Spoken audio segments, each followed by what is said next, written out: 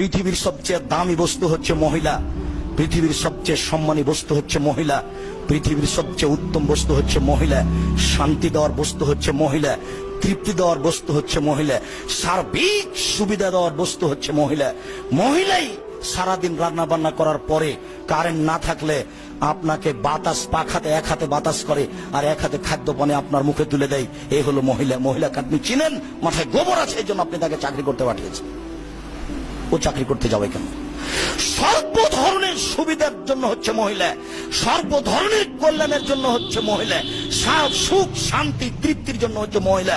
আল্লাহ তাআলা তাকে এই জন্যই সৃষ্টি করেছেন। সে অশুভ ফল হতে পারে কি করে? ছি ছি ছি ছি ছি ছি। মানুষের আচরণ, মানুষের চরিত্র, মানুষের জ্ঞান গরিমা নিচে নামতে নামতে এত খারাপ হয়ে গেছে, অশুভ কাজটাকে নিয়ে চলে গেছে মহিলাদের কাছে। অশুভ ফল গ্রহণ করা হারাম, কাবিরা গুনাহ।